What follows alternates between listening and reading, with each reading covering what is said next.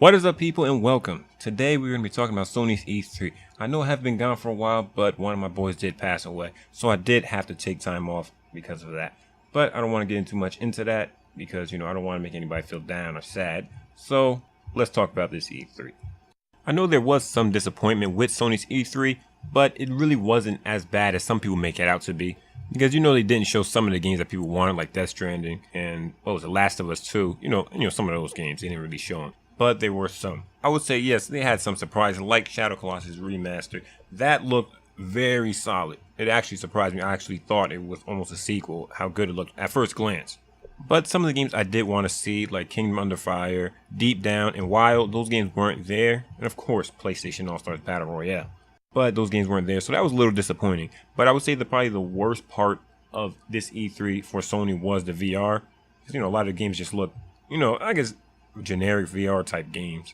They all kind of look the same. Not that VR is necessarily a bad thing, but they all did look the same.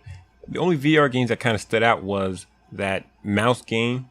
I don't know what it really was, but it was a game that had a mouse, and Skyrim for VR. That's only games I really remember. I do kind of remember a shooting game, but I don't know what that was called either. Of course, the best games were God of War, Spider-Man, Days Gone, and of course they announced some Horizon DLC, which looks pretty awesome. Oh yeah, and I almost forgot Monster Hunter. Monster Hunter looked very legit. But even with all those games, I think God of War stole the show. And I think even if they showed all the games that people were expecting, in my opinion, God of War probably would have still stole the show. I would say aside from Death Stranding, because I don't really know what that game is going to be about. And maybe what they show will be amazing or mind-blowing. I don't know. But I'm saying the games that we know more likely how they're going to play, like The Last of Us, even though I know a lot of people won't agree with that. But like The Last of Us and, Uncharted and some of the games they did show, Deep Down, I still think God of War would have stole the show for me. And another thing I want to mention as it relates to Sony not showing certain games that people want to see, like Death Stranding, Last of Us, Wild, Deep Down, whatever you want to see. You cannot necessarily blame Sony for not showing certain games because it's not really on Sony's shoulders all of the time. I'm pretty sure they had a list of games they wanted to show at E3. I'm not sure if people remember, but Sony did announce that their conference was going to be an hour, like an hour and a half or something, and it ended up being 45 minutes or like 50 minutes, something around that. But I'm sure Last of Us was on the list. I'm pretty sure Death Stranding was on the list. But when Sony probably went to them, they probably told them that the game was not ready for showing. And if they tell Sony that, what is Sony supposed to do? Force them? And then show a choppy game. People get upset. And they're going to say, oh, Sony's E3 was absolute garbage because they showed choppy games throughout the whole E3. It's just not a smart move. It's not as cut and dry as people make it out to be because the problem is people really don't understand how these things work. So they just think Sony should just come out every year and have the best possible E3. I understand that, you want Sony to push that greatness. And yes, I get that. That's their slogan. They should push for greatness. But you really have to realize, my boys and girls, greatness is at different levels. It's different levels of greatness.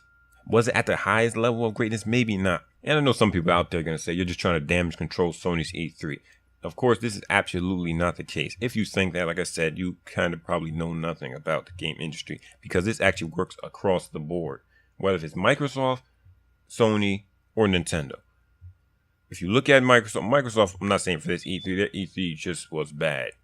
Like, they have no excuse for this E3 because if you make a new console, you want to push, high graphics or whatever, you should make a game that is ready to be shown with the console that has high graphics or whatever you want to call it. But they didn't do that, which was the dumbest thing I ever seen in my life. And I actually made a video about possibly getting an Xbox because I thought they were going to actually show some good games, but they didn't do that. They did the exact opposite. As it relates to Nintendo, they showed Metroid Prime, the logo. They may actually have gameplay of Metroid Prime, but are they going to show choppy gameplay at E3? I doubt it. But yeah, they showed the logo, and some people say, oh, they could have did the same with some of the Sony games.